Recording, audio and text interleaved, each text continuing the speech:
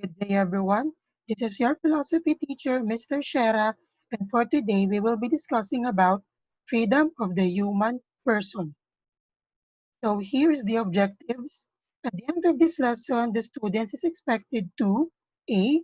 Describe the different concepts of freedom according to Aristotle, Saint Thomas Aquinas, and John Paul Sartre. Letter B. Point out the similarities and differences of the two versions of theory of social contract. And letter C, realize the importance of kinds of freedom that we have as a human being. Before we proceed to our lesson, let's have our activity. Our activity is Thought Cloud. Give your idea or thoughts when you hear the word freedom.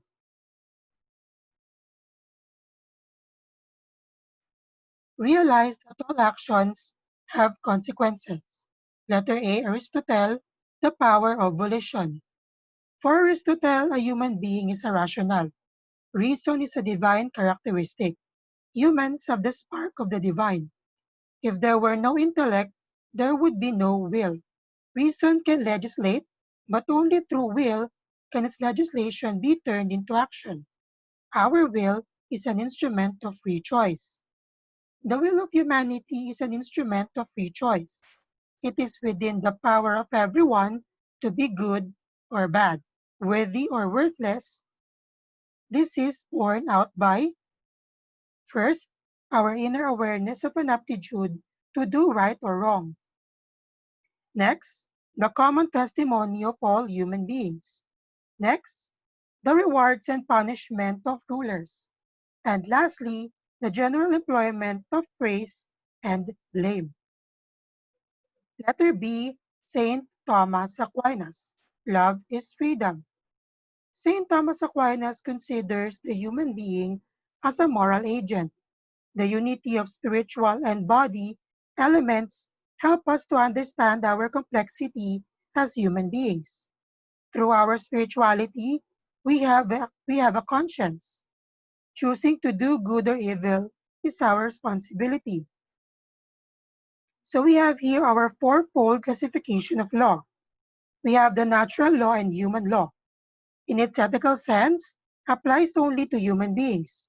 Both of these laws are concerned with ends determined simply by humanity's nature.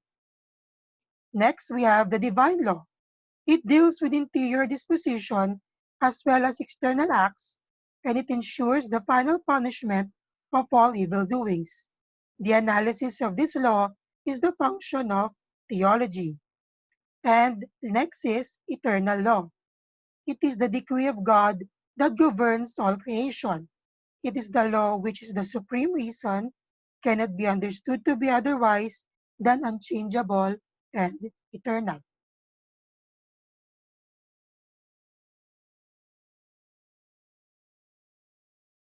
Saint Thomas wisely and aptly chose and proposed love rather than law to bring about the transformation of humanity. He emphasizes the freedom of humanity but chooses love in governing humanity's life. Letter C, Saint Thomas Aquinas, spiritual freedom. Saint Thomas Aquinas establishes the existence of God as a first cause. Of all God's creations, human beings have the unique power to change themselves and things around them for the better. As humans, we are both material and spiritual. We have a conscience because of our spirituality. God is love, and love is our destiny. John Paul Sartre, individual freedom. Sartre's philosophy is considered to be a representative of existentialism. For Sartre, the human person is a desire to be God, the desire to exist as a being which has its ground in itself. There are no guideposts along the road of life. The human person builds the road to the destiny of his or choosing. She is the creator. Sartre's existentialism stems from this principle. Existence precedes essence.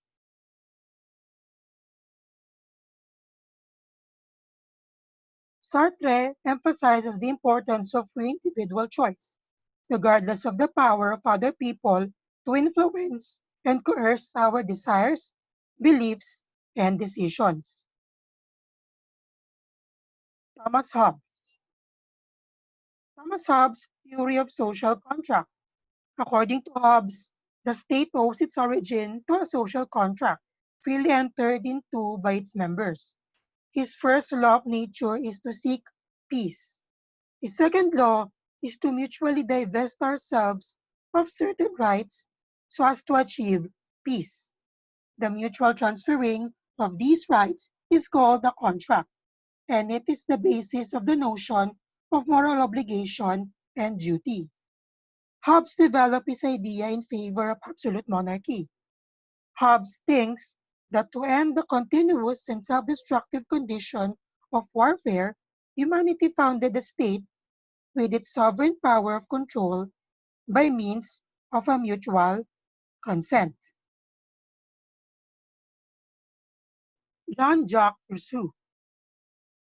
Jean-Jacques Rousseau, theory of social contract. Both Hobbes and Rousseau agreed that the state owes its origin to a social contract, freely entered into by its members.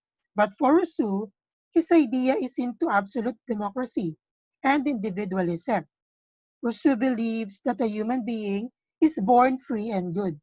Now he is in chains and has become bad due to the evil influence of society, civilization, learning, and progress.